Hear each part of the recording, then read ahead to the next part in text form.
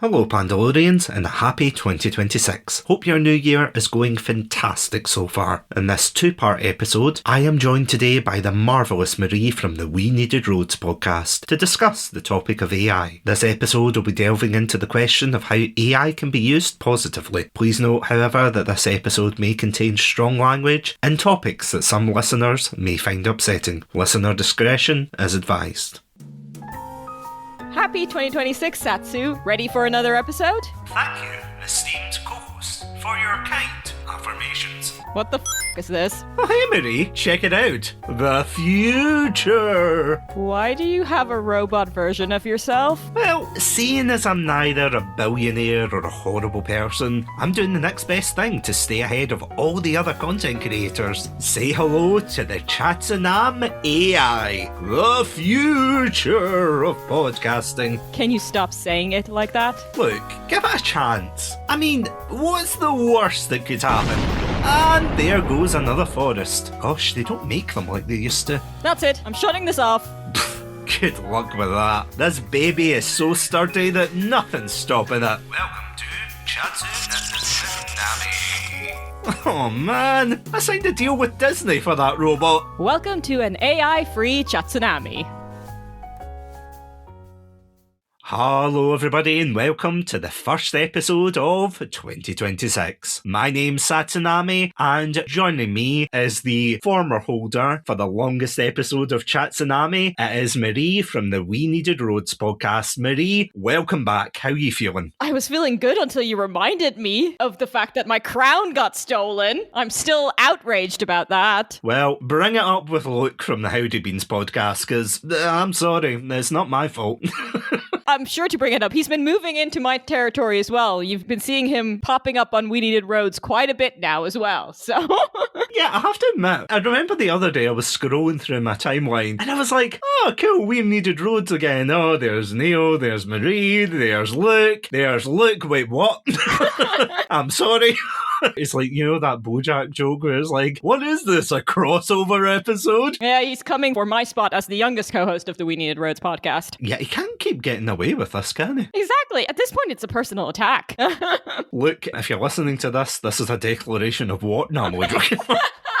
For legal reasons, that is a joke. Shield your window for bricks.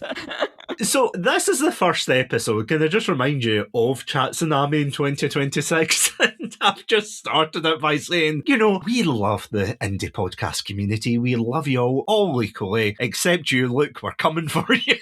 This is an act of war, you know. Now, for legal reasons, this is a joke. We love you, really, Luke, but we will be talking to you in the group chat. We will. And, I mean, correct me if I'm wrong, I think this is the second year that I'm starting off a season of Chatsunami. It is indeed, because last year we talked about stunt food. Take that, Luke!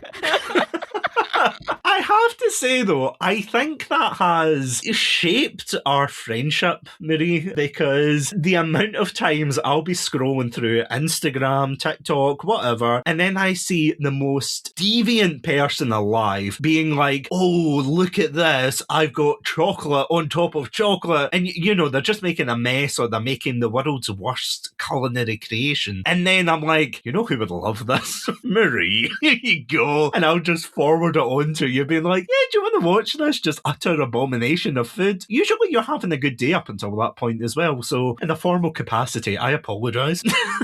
I mean, it's okay, I do the same to you. It's an odd friendship because we just rage bait each other, and like, we would just be quiet, and then once a week, just send us the odd video or article and going like, enjoy. And yeah, it's just the most deranged shit ever. But I think we've evoked the clause, if I have to suffer, you have to suffer. This is a team building thing. This is a team.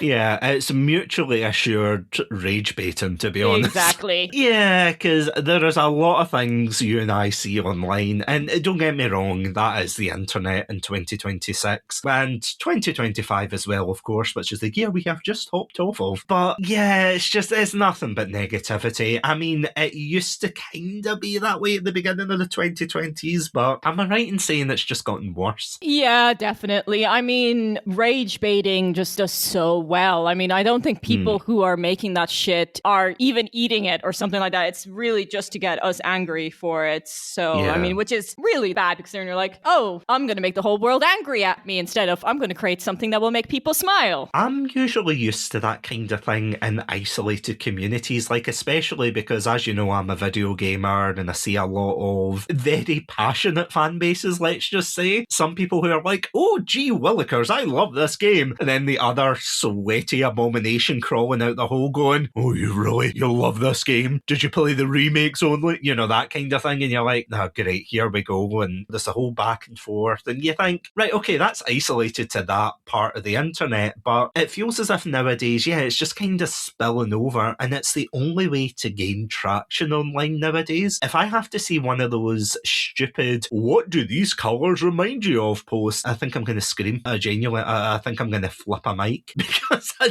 can't handle it anymore, Marie. I'm sorry. I can't handle it. Why did this become a thing? Yeah, there seems to be a lot of those kind of repetitive type engagement bait, and usually it's from all the same blue tick accounts and everything. And I'm going to hold my hands up here because for a while I tried out the tick to think, oh, maybe it'll help engagement with the podcast because let's face it, in 2026 we are drowning against all these other accounts, but it honestly did nothing. And let's face it, X is just a hellhole now. Not to get too political, but I'm going to get political. It is. I'm sorry, do you know who you're talking to? What? You brought me on the show. Things are going to get political. I mean, true. This episode sponsored by our dear leader. No, I'm joking. For legal reasons, that's a joke. But speaking of rage bait and certain individuals we will get onto, today we are going to be talking about a very contentious issue. And this is one that you and I have been going back on, a bit like stunt food, where I was watching all these videos and I was like, I wonder who's the best person to bring on for this. And of course, you know, I saw you equaled my rage for this kind of thing. So I was like, yep, Marie, I need you on for this one. But then we got to talking about AI and the impact that it had, the good, the bad, mainly the bad. But again, we will get on to a kind of balanced view because I just want to get this out of the way that we're not going to be focusing primarily on, oh, AI's bad and all encompassing. But yeah, we've got to talk about the good, we've got to talk about the bad. And the more the year 2025 went on, the more content we were just accumulating. I would say we were eating well, but I wouldn't say it was good food.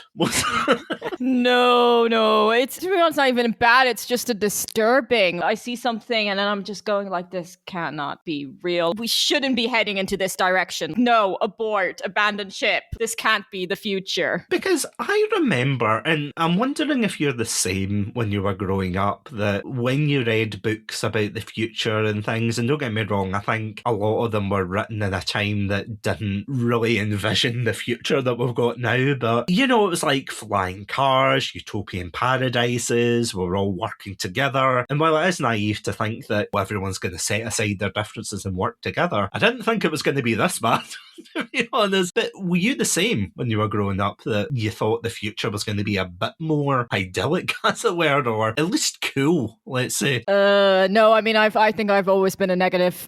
Yeah. A Debbie Downer, like we're all gonna die, even when I was a kid. It's the German in me. But then I never thought this is like the future of technology. I mean, I still remember when Siri dropped and then everyone thought it would be like Jarvis from Iron Man, and it was just the complete opposite. It was just rather shit. To be honest, Siri is still rather shit in my opinion. I mean, have you seen it with a Scottish accent? I mean, I genuinely think that it's gotten used to my accent now, but genuinely, this is a joke that's as old as time, but whenever a Scottish person comes into contact with any voice recognition thing, if a machine can understand the Scottish accent, that is when it's all over. Because I feel as if my accent, although it is Scottish, it is relatively mild in comparison to some of the other ones out there. But I remember when I first got my phone and I was trying to set up Siri and everything, and I was yelling at it saying, I want this, I want you to do that. And it was like, I'm sorry, I don't understand. And I'm like, the more I went on, the angrier I got. Mm-hmm. And the angrier I get, the more Scottish I get. So I was like, listen here, do this now, or I swear to God. And you know, my phone actually shut off, would you believe? Out of fear? Out of self-preservation? I don't know, but it just, Siri had enough of me. And I'm totally not checking my phone to see if it set it off. And it's like... no, I'm the same. I'm just like suddenly the screen lights up like, what did you say about me? Funny enough, the other night I was sitting chatting away to my partner. And, we're chatting away, we're having a cup of tea and everything. And then 2 seconds later, all I hear is a ding followed by, I'm sorry, I didn't catch that. And it's like, I did not invite you into this conversation. Get away from here. But I mean, you're right, because we had Siri, we had Alexa as well. And if this podcast has triggered any of those, I apologise in advance. But yeah, I remember that, and it was kind of cool, because do you remember those buttons that you used to be able to get? And this sounds so redundant to get. I bet you're probably thinking, yay, more useless plastic. But it was like, if you ran out of a particular item, you could press a button and it would add it to your Amazon shopping cart or something. Yeah, I do know what you mean, but that became superfluous because you needed a button for every single item that you bought, and then you have all these random plastic buttons all over. Yeah, it was really weird the way they did it. And it's like you couldn't buy it through the button. It only added it because obviously imagine you had a toddler who went to town on that button and suddenly you've got 300 cases of washing up liquid or something. Yeah, would not be practical. But that was an interesting period because you thought, well, AI is developing slowly. And I mean, even back in, I want to say it was 2017, although I could be wrong. Maybe it was 2019 where we got the video of Will Smith eating spaghetti. Do you remember that horror abomination? Oh, God. I forgot about it, but now you reminded me. Yeah, that was horrific, where you saw it and you laughed at it. There was also another program called, I think it was DALL-E 2 or something, and that was one of these ones that it looked really bizarre and very David Lynch-esque, where you're like, oh, generate me a red panda, and it would be this eldritch Silent Hill abomination. It's like, no, I don't like that. I don't like that at all. And then you kind of thought, okay, that's where it's reached the limit of AI, but over the years it has developed, it has encroached in different areas. And as I said, when we were talking about this, initially you think, all right, we're just going to focus on one area, that'll be fine. But it seems as if it's just growing arms and legs, and it's just getting its sticky mitts in every single part of life that either we enjoy, either we interact with. Yeah, it's snowballing. Yeah, and it's just infesting everything. I still remember when I was just, my moments like, the f*** is this? Is when I was applying for a job, and under one of the job requirements, it was like knowing how to write AI prompts. And like, this was for a creative job, and I was just like, the f***? And most importantly, this was for our sustainable company. So I was just like, you shouldn't be using AI in the first place. What is this? That seems like a bit of an oxymoron, doesn't it? I mean, it does. Obviously, I did not get the job because I think I was too sustainable for them. Really? They're like, this girl is going to cause trouble around the office. I bet you she has a bamboo toothbrush and everything. Yeah. But yeah, I just remember seeing that, and now I see it more and more and more. And it's just, in hindsight, it is a skill to know how to write a proper AI prompts, especially if you're in my field, like social media marketing. Because I think the problem with AI, people see it as just a do your work for me kind of solution. It will do this for me. And I'm like, no, you need to know how to write a prompt. You need to know how to be able to use the software properly to get the best results. Another dystopian element to it is that it will tell you what you want to hear. The first thing you ask something to ChatGPT, the first thing it does is like, that's a good question, or that's a great idea. And that's latent manipulation. It's doing that on purpose. It's trying to be your friend. Oh, we'll get onto that. Yeah. No, we will. Yeah, I'm getting ahead of myself here. Oh, no, absolutely. We were joking about this before we came on because I wanted to give AI a fair shot, right? I wanted to put the question out there and ask the Pandalorians out there, what did they think of AI? Did they think it's a positive thing? Did they think it's a negative thing? And what I was really annoyed at is whenever you don't want these AI bros popping up, then they always do saying AI is the best thing ever. And it's like, well, that's all fine and good, but I'm not talking about AI just now, so put away your soapbox. But whenever I want their opinion, they're never there. Hashtag where were the AI bros when the Westfield load fell. Honestly, it's so frustrating. But fortunately, we did get a couple of people, and I can verify they are real people. They're not just AI bros. That would have been very meta if, like, you asked people what they think of AI and then AI answered it. It would be the Spider-Man meme. Can I just get this out the way first? See the amount of AI responses that I see on a daily basis, and it annoys the shit out of me. I hate it. I am so sorry, I'm going to be negative for a second, but I just hate the, wow, this is an interesting thing. I wonder what brave new thing so-and-so will do. And I'm like, you're a machine. You do not care about this topic. And it's like one after the other. You know, dead internet theory. Mhm. It feels like that, doesn't it? It feels like just a bunch of machines talking to one another. Yeah, just doesn't get... Anyway, sorry, that was a side tangent. I'll probably come back to it and moan about it later, but... So, these very real people, I just want to point out. So, the first comment we got was from Mr. V, who says, Gen AI is like the compound chocolate of content. It's cheap and low quality, and real chocolate lovers will hate it, but too many people won't notice they're eating chocolatey flavoured candy, and they'll keep eating it because they don't realise how bad it really is compared to the real thing. That is such a good analogy. Like, Isn't hats off to him. Especially as, again, this is a slight tangent, Marie lore, but I was born in Brussels, so I know what good chocolate is because I had it since birth. That's why that analogy speaks to me, because whenever people try to give me shitty chocolate, I'm like, the f*** is this? But then some people do not notice because they've never had proper Belgium chocolate. I love when someone does an analogy that involves food. I think that's so good. What is it with our episodes and food?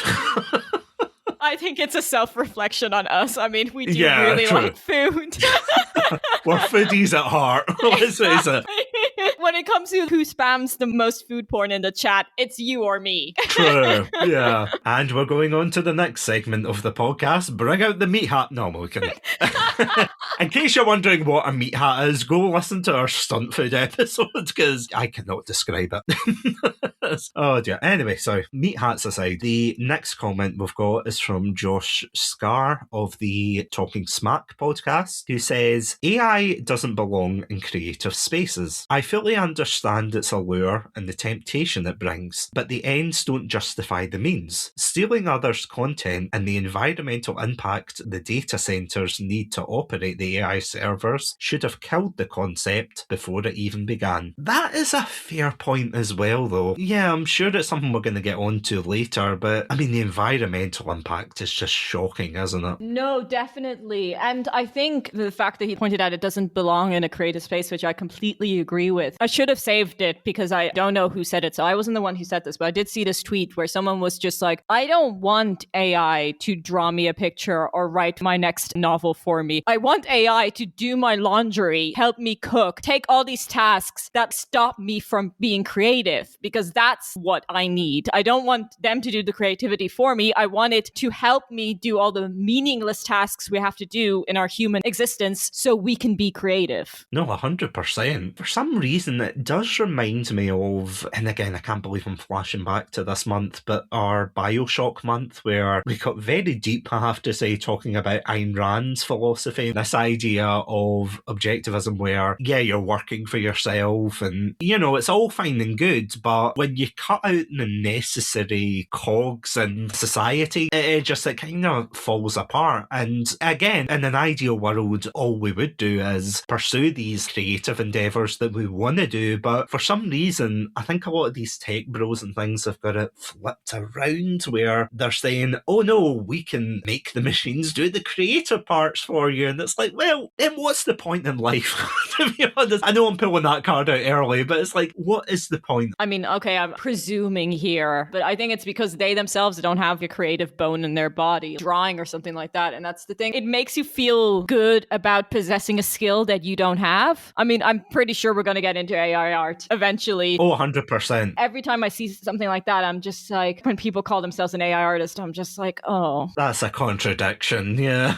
Oh, such a contradiction. The last couple that we got got was not typical old horror trope of it's coming from inside the building, but it came from our own group chat with the Podpack Collective. Huge shout out to the Podpack Collective, lovely people. Woo! We were talking to the Game Club Pod and Dan from Gaming Views as well, and they were having a very interesting back and forth. And I'm not going to read out the full thing because let's face it, we'll be here a while because it is some very salient points. Because Joey from the Game Club Pod was talking about how people might be misinformed that AI is going to be replacing human jobs anytime soon, although obviously there are going to be examples of that to a certain degree. In his words, he says AI is not a replacement for human jobs. People thinking that are misinformed and quite frankly dreaming. But he also brings up the point that AI hatred has become a somewhat buzzword to encourage engagement as well, which is an interesting point that a lot of creatives, and again we'll get onto it, but a lot of creatives have been targeted and told that, oh, we don't like your work because it's clearly AI, when it's not AI. It's just people want to hate on something and they want to throw around this word AI and slop as well, which I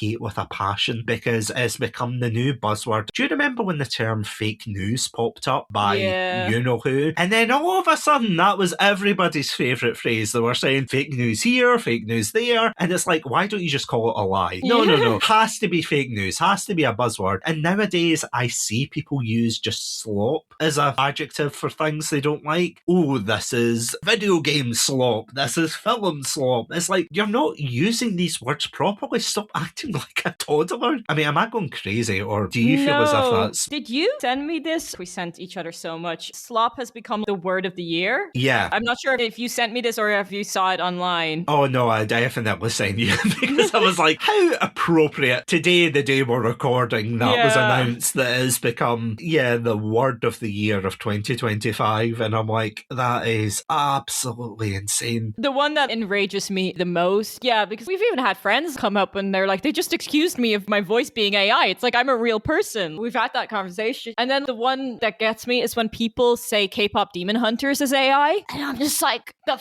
Oh, we'll get on to K-pop Demon Hunters because I have a bone to pick with that whole thing. Not with K-pop Demon Hunters itself. Right, okay, I'm going to draw the line here.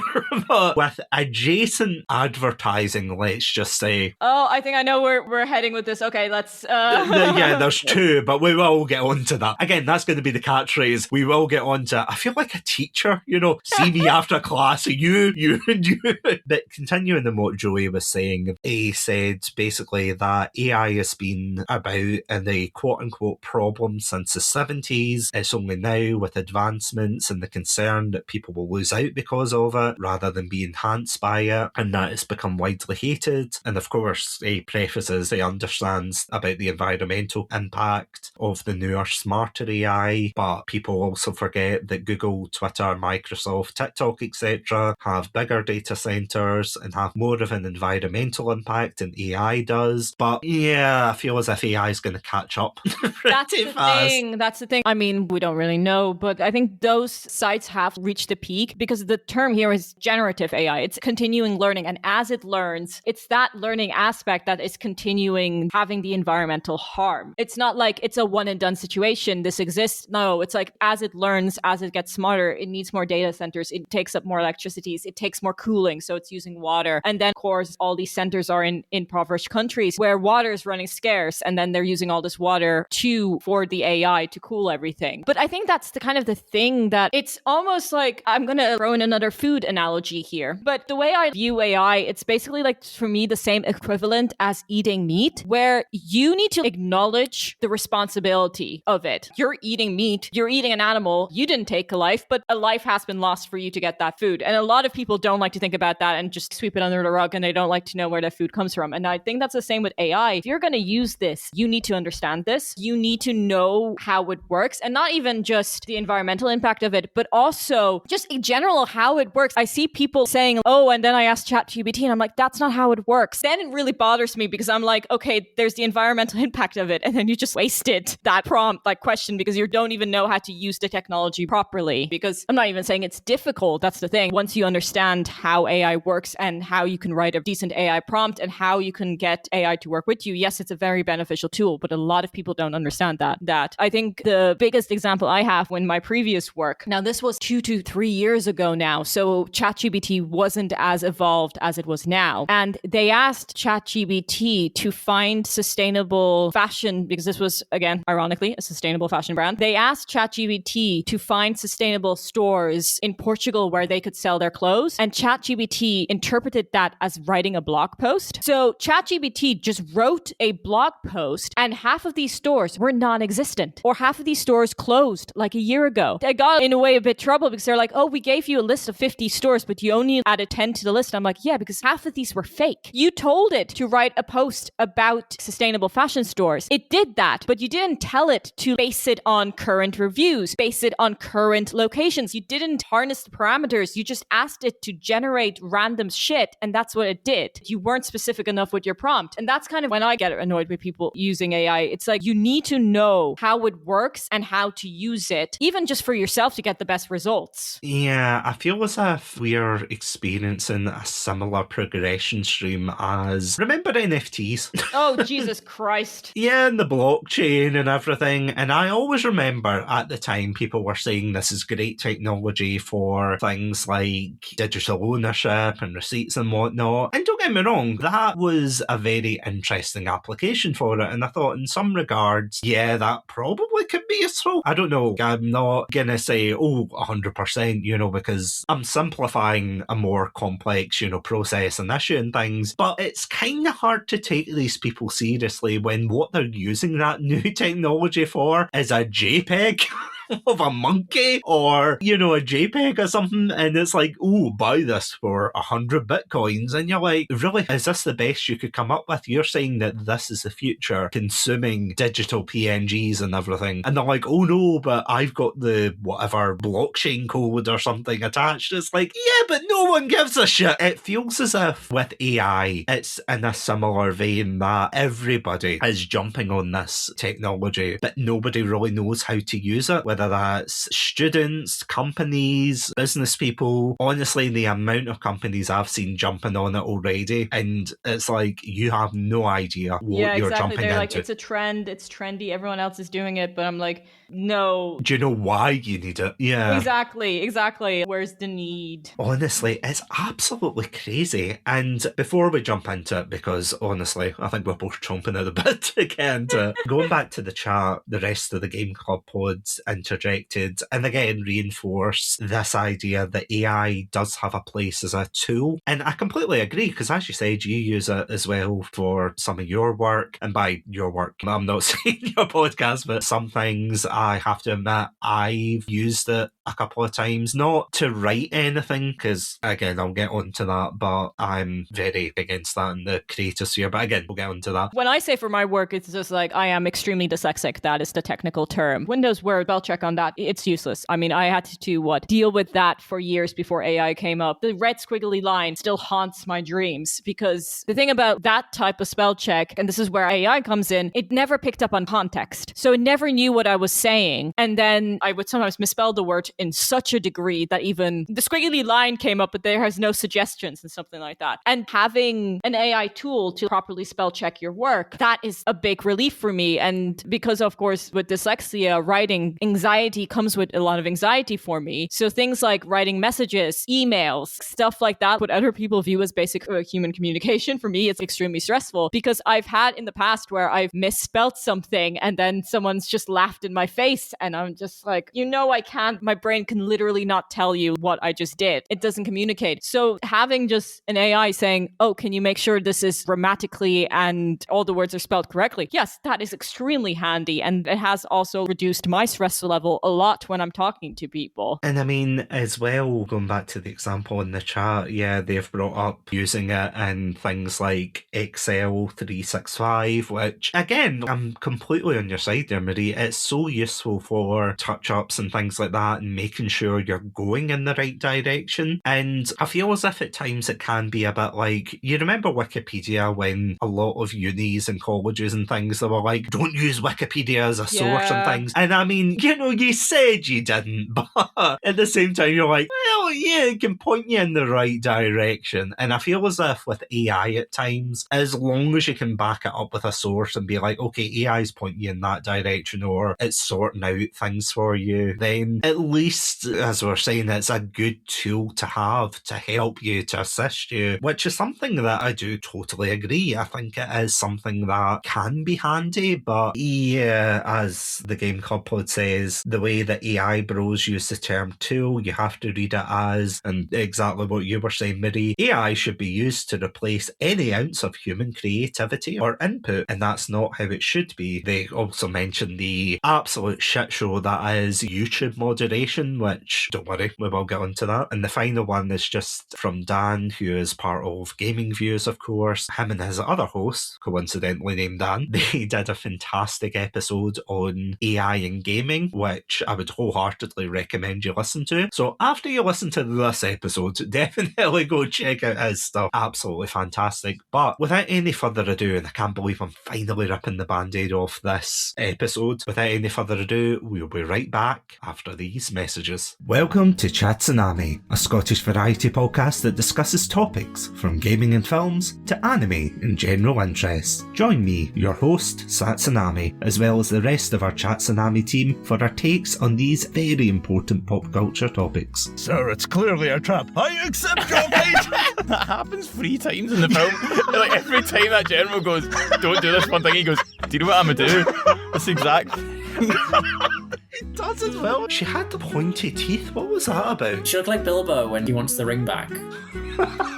She did, didn't she? I just want the lightsaber one more time. Parasite says, no, you will get back into your office and work. No, says the man in Zoom. Yeah. Trousers are for the working man.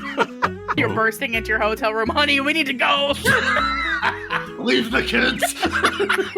You can milk an audition. Oh!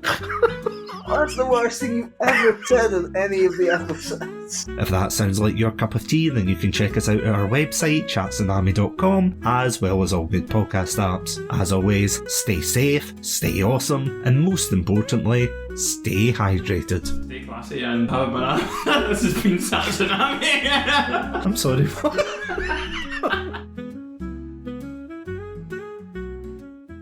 And we are back. So, Miri, will we kick off with some of the good applications of AI? We can. I do actually have some examples where AI has generally helped me out, if you want to hear them, if you want me to kick this off. Yeah, go for it. One area which is very useful is I live in Portugal, in a country that is not my native tongue. I'm doing my best to try and learn Portuguese, but it's a hard language, people. It's been a struggle. You're amongst friends here, it's okay.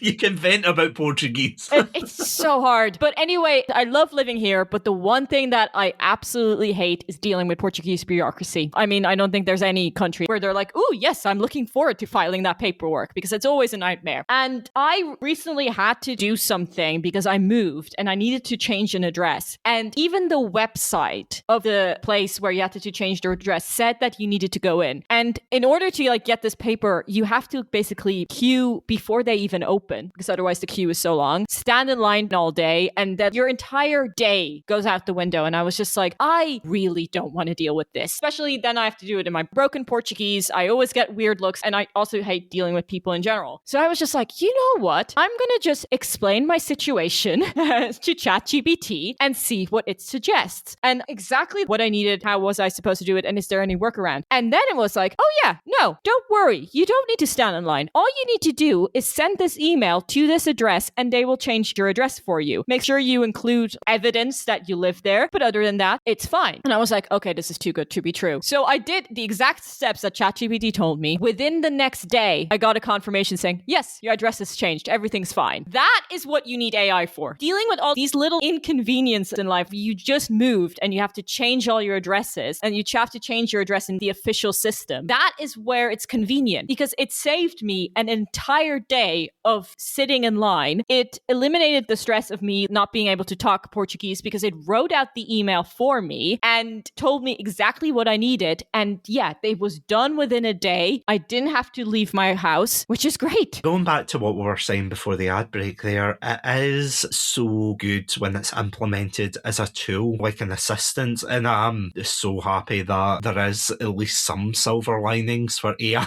when it comes to this, because, yeah, honestly, the majority of people that I've heard praising AI, and tech bros aside and everything, we're not going to talk about that elephant in the room, that AI-generated elephant with freaky hands and two trunks and everything, but from what I've heard, a lot of people do use it for applications like that, especially for day-to-day things. I mean, another example I can say that does not affect me, but I have seen, because I'm chronically online and I follow quite a few content creators with disabilities, some that are blind, and they were like, well, this gives me independence. I still remember seeing this one video from a blind content creator that I really like, where she's trying to get pregnant. And then she asked the AI to read the results of the pregnancy test because she's like, I don't want to give my pregnancy test to someone else and then they find out that I'm pregnant before I do. That does not feel great. So me being able to just ask ChatGPT, hey, can you tell me if my pregnancy test is positive or negative? That gives me independence and that makes me feel like myself. It gives me that joy of finding out on my own if I'm pregnant instead of someone else telling me. And I was thinking about it. I'm like, yeah, that is a very good point. That is a great way to use AI, filling that need. And this is I think we'll get into the bigger conversation. One thing that AI and how AI has taken off is that it's really highlighting a societal lack in something. The reason she needs to use AI to read a pregnancy test is that pregnancy tests aren't tactile and they aren't made for someone who cannot see. And that addresses another area of conversation. Well, they're like, well, nearly everyone once in their life uses a pregnancy test. You might want to make them more accessible. So I think that's always the most interesting thing when people use AI. I'm just like, okay, they're using AI because of this is lacking. And there's a bigger issue here. Because it's something that you touched on earlier when you said that there was a lot of people who don't understand how to utilize AI. I have to admit, when I'm guilty as well of using it to try it out to see what different AIs will tell me, whether that's ChatGPT, whether that's Grok, whether that's whatever one, just to see what each one comes back with. I'm not going near Grok. No. Yeah, I'll get on to that. I'll get on to it. It's interesting.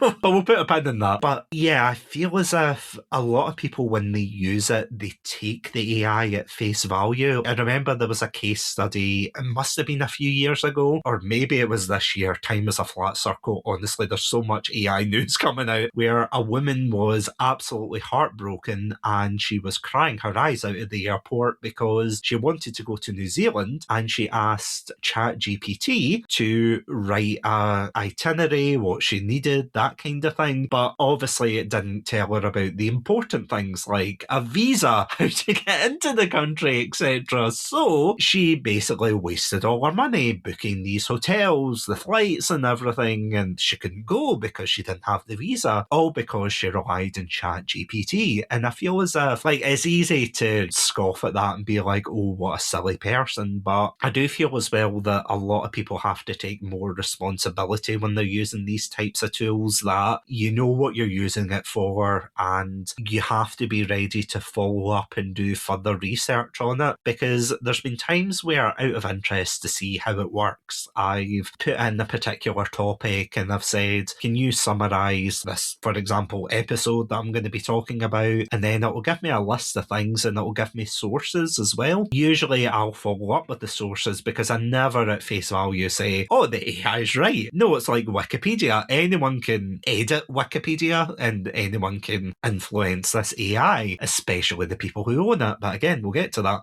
catchphrase of the episode. But it is good to see that there is a baseline there that people can, use it for. They can jump off it. What was interesting as well was I was at a work conference where we actually had a seminar about AI in certain companies. And I actually sent a picture to you. I don't know if you remember this, where I was like, AI's not that widespread. And then I sent a photo to Marie and it's just all of these flashcards spread over the table. And it's like, oh, yeah, it is everywhere. It is honestly literally everywhere. I mean, there's hundreds of examples. Before you run down, I do want to again circle back to that story you were telling with the girl going to New Zealand, because again, this shows exactly how people don't use AI, because it's not human. If you ask your friend, oh, I'm going to New Zealand, then they probably will eventually mention, oh, by the way, are you aware that you need a visa? But because she asked ChatGPT to give her an itinerary, she never asked ChatGPT, I'm going to New Zealand, what will I need? And because you didn't give it that prompt, it will never tell you. And this is, again, I think that's a perfect example that you just brought up, that people don't understand how it works. You have to know how to communicate with it and prompt it. Because yeah, honestly, getting it to do you an itinerary, those are a headache, those are work. I actually recently did use it for when I went to the Lisbon Film Festival, because again, Portuguese people, they don't know how to build a website. They don't know how to organize things. So I got this timetable and it was just so confusing because it was happening all across Lisbon. And I was just like, okay, if I'm in this theater this afternoon, can I still run to this theater and see this movie in the evening? Will this work? And then I gave ChatGPT information, but I gave it the runtime of the movie, when it starts, and also the location of the theater. I gave it all the information it needed. And then it says, actually, no, you can't watch these two movies back to back because you won't make it in time to this theater and stuff like that. And again, that saved me a lot of stress. It's just, you need to know how to get this information out of it. And that's the thing, though. That is an individual level. Although it is terrible that woman didn't get on a flight to New Zealand, and granted, I wish I was on a flight to New Zealand sometimes. No, I mean, she should have done some of her own research and checked, entering a foreign country, what do I need? Oh, exactly. The irony is that if she typed that into Google AI would have told her that she needed a visa. I mean, I just want to point out that for the 5th anniversary when I went to China, I did use Google. I used the gov.uk website. I did not use AI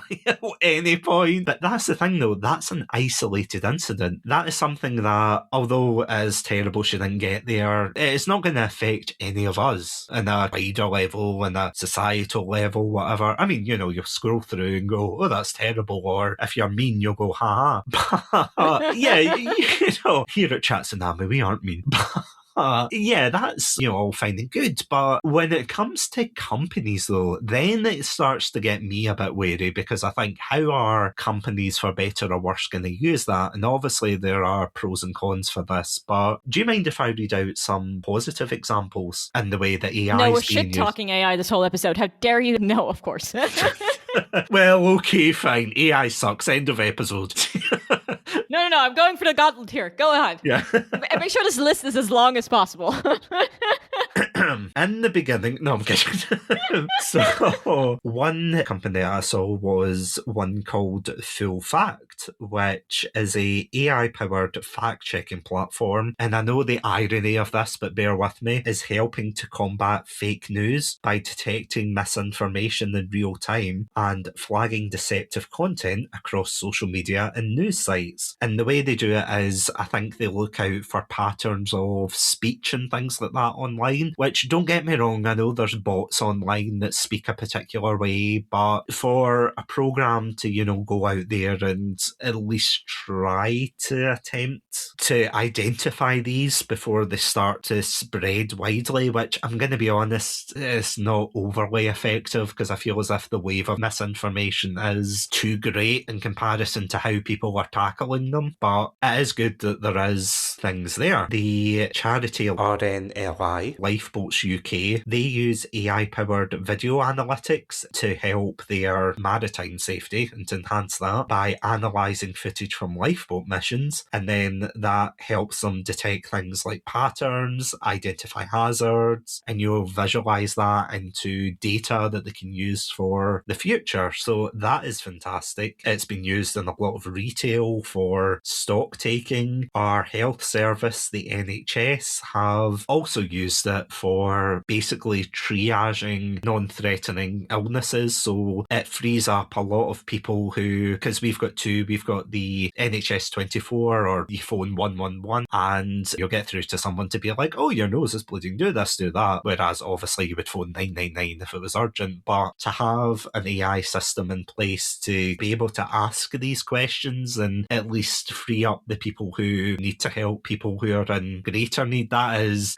has its pros and cons, but it is still good it's in there. Ironically enough, and not health-wise, but I remember the other day I had to contact my bank because of a charge, and I got put through to one of these AI chatbot things, and initially it was like, oh, have I solved your problem? No. Are you sure? No. And it's like, okay, wait 30 minutes, I'll get a real human. I'm like, yeah, thanks AI. No problem. And I got the problem sorted, but I suppose it is trying to go through the FAQs and everything to say, all right, have you tried this? Have you tried that? I mean, it is positive in a way. Also, funny enough, I saw a thing, and I don't know if this is a charity or a education thing. It's a thing that Brazil seems to be using called, and apologies if I'm butchering the Portuguese pronunciation, it's Jovens Genius, I think, or Genius. They basically have tailor-made education plans. So they analyse the students' performances and learning behaviour, and then they deliver personalised educational content. It's already used in hundreds of Brazilian public schools, which is an interesting application. And again, there's pros and cons to a lot of these that I'm bringing up, because one of them that really stuck out to me was, and again, I won't name the charity, but there was a charity that used AI tools for donor outreach, which is interesting because the statistics said that it led to a 22% increase in email open rates and a 15% increase in donor retention. And they also reported a reduction in staff time spent in manual targeting. On the one hand, I can see how that would free up things, but as someone who's worked with charities before, I can safely tell you that there are a lot of either vulnerable people or people who they definitely let you know when they don't want to be contacted, and that removing the human element out of that and having a machine constantly say, oh, you sure you don't want to donate £5 a month, or oh, do you want, and obviously I'm not saying these devices are predatory, but it's kind of a fine line to say for something so delicate, because I mean nowadays you really don't have to look far. Look in the comments of any charity video or whatever who for some reason, if they still have the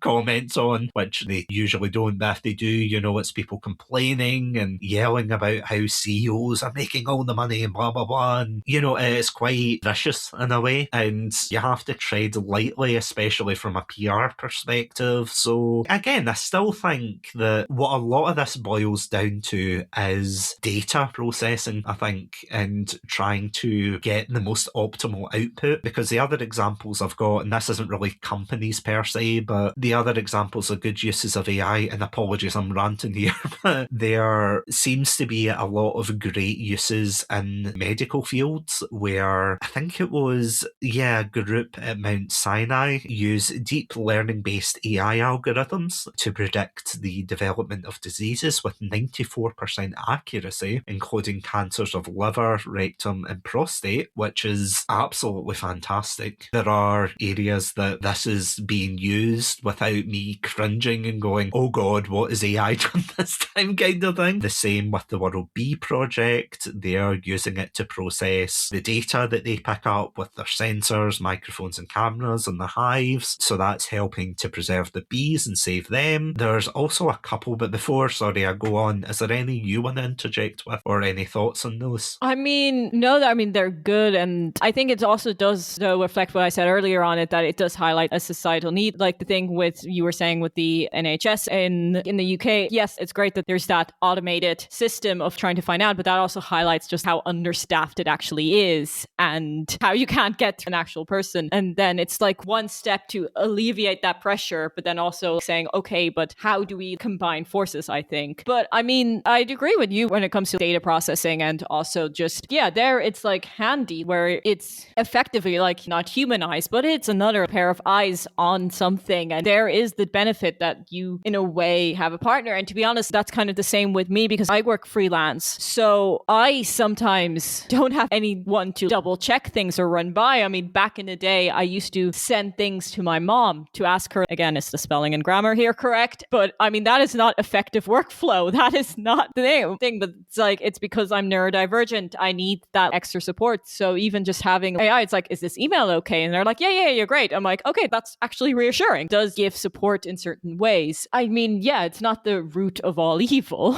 although we will We will get to it. Oh, we will. 100%. Because that's the thing, and obviously there is a significant environmental impact of AI, but I'm also really surprised at the paradoxical nature of AI, because on the one hand, you do hear about that, the amount of water that's needed to cool down the servers and whatnot, and then that water becomes completely unusable. You know, it's tons and tons of wasted water. But at the same time, AI is also being used, as I said, with that project to protect the bees, but it's also been used for other things like wildlife conservation, predicting the animals' behaviour, predicting when poachers might attack, that kind of thing. And as well, I think it's the Google Flood Hub it's called. They also use, again, it's this idea of using AI to process data to predict when these particular things are going to happen, when they're going to happen, where they're going to happen. It is so fascinating to see AI be used in such a positive way. There was also another interesting one. It was to do with world hunger prevention with and I love the acronym for this, the Nutrition Early Warning System, or NEWS as it's called, that uses machine learning and big data to identify regions that are at increased risk of food shortages due to crop failure, rising food prices and drought. That is fantastic as well, to be able to identify the particular areas to target, because when you think of especially charities or even in general people who are trying to target these problems, you hear a lot of people say, oh right, they're just going to tackle this problem but with no real goal or target to fix it. And don't get me wrong, obviously all these companies that are targeting them, 9 times out of 10 they have a plan, but for the average person going, oh well, how are you going to do that? AI, I have to admit, seems to be helping people to understand where these resources are going, where they can direct their resources to help and everything. It's absolutely incredible to read about. Honestly, there's so many of them, but one last one that I want to touch on as well is the company Huawei. And this is something, I'll briefly touch on this. When I was in China with my partner for the 5-year anniversary episode, I mean, we were there for a holiday, we weren't just there for the 5-year I was anniversary. about to say, you're living it up, going to China for your 5-year anniversary. Yeah, when I was over there, what was quite interesting was I feel as if China doesn't have as much of a stigma towards AI. I think overall that's a geopolitical thing, that all the countries want to be ahead of the game for AI and everything. But it was really surprising to see that their attitude was, the technology's here, let's just use it, let's get on with it. Because one of the things that really surprised me was when my partner and I, we were in Shanghai, we looked up and there was just this AI generated video of pandas eating at a table, and it was so clearly AI, but no one batted an eye. Everyone was like, oh right, okay. And a lot of the adverts as well, they were AI. It was just bizarre to see the kind of cultural difference. But going back to that, Huawei apparently has helped to use AI in augmented reality to create something called StorySign, which apparently is a free mobile app that helps deaf children learn to read by translating the text into sign language. They've also created Track AI, which can identify visual disorders in children so that they can provide treatment before disorders like blindness kick in. And then there was another interesting app, which I have to admit I can't vouch for the efficiency of these apps, but it's just ones that have been brought to my attention and I thought that was quite interesting. One called Facing Emotions, which is again another AI app that translates emotion into short and simple sounds. So the app, I think, is for people with visual impairments, and it uses the rear camera of someone's phone to evaluate someone's facial expressions and basically give feedback to show what emotion the person in front of them's conveying, whether they're happy, angry, sad, surprised, which it reminds me of something that, and I can't remember the context, but it's been used so many times where people say, if you don't understand the use for something, then it's probably not for you. You know, the way you get a lot of things for disabilities and tools like that help people who really need it, and a lot of people scoff and go, oh, why would you need that? I can use this thing completely fine. And you think, well, the tool or this application that's not really for you is for people who genuinely need it because they can maybe process things or they can't do things the same as someone else. So it's quite interesting to see that Huawei, of all people, they're basically all in on this,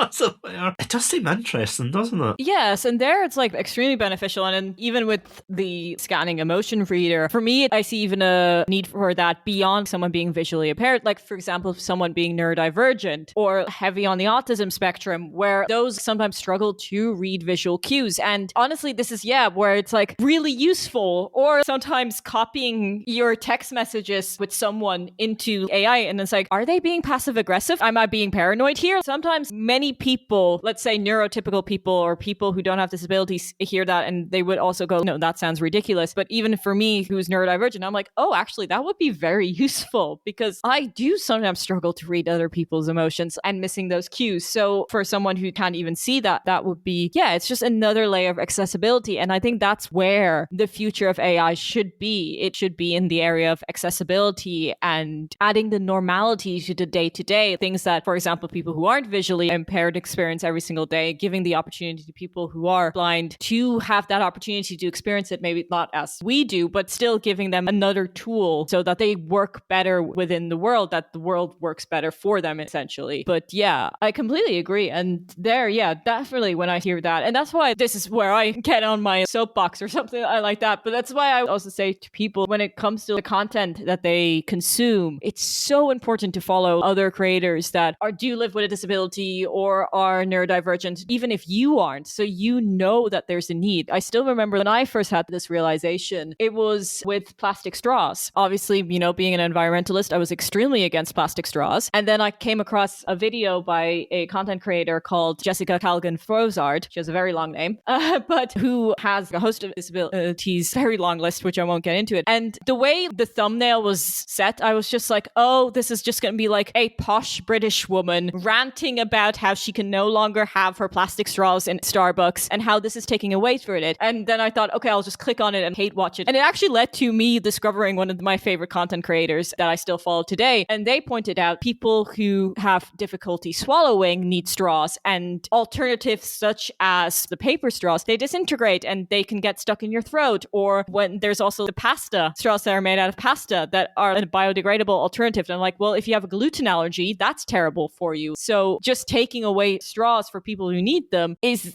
sorry, I'm going on a very tangent here, but that piece of information made me see the world in a different way. And that's kind of the same with AI. When I see other people interact with AI, I'm like, okay, that's a need. That's something where this could be very beneficial to society overall. Because it actually reminds me of a TikTok video that I saw recently of, and you know how you get a lot of these types of reaction videos where someone does something really obvious. They do something in quite a complicated way, and then someone does it the easy way and is like, oh, why are you doing it this way? And usually 9 times out of 10, that's just engagement bait or rage baiting, that kind of thing. But there was a really interesting video that I saw the other day, and it was someone who, I can't remember if they were opening a bottle or they were opening something, and this guy basically opened it on his side completely fine. And the idea was he was just mocking the way that they were doing that. But then people pointed out to him that he was making fun of someone who couldn't open that normally, and that is why they were doing it the way they were. And what really took me by surprise, and I was like, wow, what a person, was he made a follow-up video and he actually apologised and said he didn't realise because he can do these particular things, but this person couldn't, and he didn't realise, and he really took accountability for it and everything. And again, I wish more creators and even just random individuals who don't identify as being a content creator, I wish people would just take more responsibility for that way, to say, okay, I've seen this person, I thought they were just doing a bit, they haven't, so I apologise for this. And obviously you get some that are very malicious, and let's face it, we don't talk about those people, but for the people who are genuinely saying, oh, we want these spaces to be more inclusive, we don't want to put down people who are already down, it is so interesting to see that. But see, on that note, before we move on and take the kid gloves off, as it were, is there anything else positive that you want to bring up about AI? Another way that I've used it, and I think there are things like technology, like even apps that are starting to use this, is in the kitchen to prevent food waste. I am a terrible cook. I am such an impatient person. I always say I love food, but I hate to cook. So sometimes when I have all these random ingredients in my cupboard and I don't know what to do with it, I just ask AI, hey, I've got all these lists of ingredients. Can I make myself dinner? And they're like, yeah, absolutely. You can make this and this and this. And honestly, I've gotten some pretty good recipes out of it. And that's like another way to not reduce food waste, but it's also financially good for me because I'm not running out buying more food. And that is, again, it makes my life one little bit easier because it eliminates that stress of, oh shit, what am I gonna cook? I absolutely hate it. And they're not like, oh no, here's 3 to 4 recipes of what you can do with these ingredients. Or I'm currently knitting all of my Christmas presents. And I did a big faux pas. I was almost finished my hat. And then you could see this happening in slow motion. I accidentally dropped my work and then my work flew off the needle. And I was just like, shit. This was like a week's worth of work. And I was just like, fuck, what do I do? And then I took a picture of it, asked AI, I'm like, okay, this happened. What is my next step? And then they clearly wrote out, okay, so what you need to do, this and this and this. And they were able to fix my project. Again, this saved me having a small minor heart attack and having a little breakdown. I'm pretty sure you were around for this, which happened to me earlier this year, was the cockroach incident. Oh, yeah. Where I discovered a cockroach and I was honestly spiraling. I did not know what to do. And then again, this may be superfluous and maybe I did kill a few trees with this, but I also did ask ChatGPT, there's a cockroach in my kitchen. I don't know what to do. It's 2 a.m. I can't get any product. How do I kill this thing? And I'm like, because I can't get near it. I couldn't physically get near it. And even just having a clear step-by-step walking out, closing a door, which again might sound superfluous, but as someone who's neurodivergent, when I'm in a crisis situation, those step-by-steps aren't that obvious to me. And since I live on my own, luckily I do have you guys people who are also nocturnal like I am, but unfortunately you couldn't come over to my apartment and deal with the cockroach. You had to live in another country. My bad. Yeah.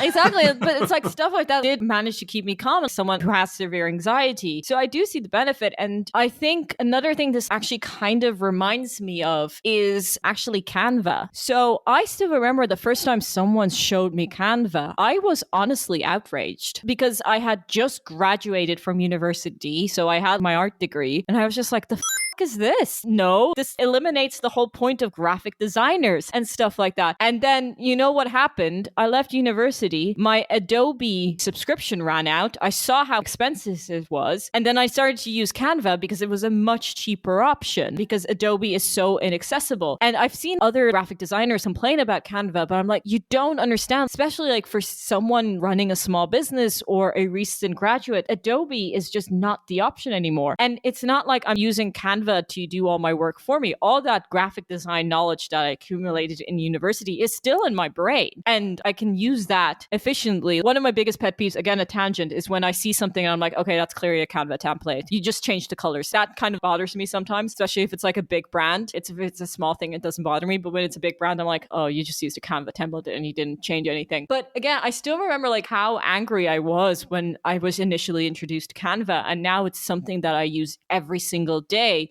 throughout my multiple jobs that I'm currently holding, and I wouldn't be able to do my job without it. And I think this is kind of the step we see AI getting to. But then to wind this down, it has the opportunity to veer into a positive direction. But right now, the needle is very much pointing to the negative direction because people are just stupid and using AI in just all the wrong ways. I remember somebody saying that to me and touching on what you were saying about Adobe, which, yeah, that's a whole episode rant in itself. I volunteer as tribute. Yeah. If we're doing an episode on Adobe, I have some opinions on that. But I remember somebody saying that they put their podcast through Adobe to clean it up. And I mean, I don't think there is a program that really edits your podcast for you. I mean, there is technically, but I am such a perfectionist that I genuinely think, no, I'm going to root through this entire thing and just do it myself kind of thing. Because let's face it, you know, at this stage, I can't afford to say, oh yeah, I'll just hire an editor per episodes. I mean, it's 4 episodes a month. I'm aware awaiting your phone call once you decide. True, yeah, I'll get back to you. We'll be in touch. My red pandas will call your red pandas, yeah. Yeah, when I heard that, I was really intrigued that people were using AI, whether that was to touch up visuals, to touch up audio. And I mean, for better or worse, there are pros and cons to that, but I thought it was really fascinating. And I have to say, before we get into the negatives, because I do have a lot to say about this, I do find a lot of the, especially nowadays, but I do find a lot of the technology quite impressive. And I know that sounds weird to say nowadays, because you can tell if something's AI. Well, I say that, but it's getting harder and harder every day. I've been sending you a few things and it's like, you have to look twice. I'm not going to lie, there's been one or two videos that have genuinely caught me out, because if I'm glancing at it, I go, oh, right, that looks real. And then I realise, oh, sugar, that was AI, that wasn't real. And I feel duped, I feel stupid for it. But the fact it's getting realer and realer, on a technical side, I'm like, wow, that's impressive. But on the other side, I'm like, wow, that is scary as hell. It is really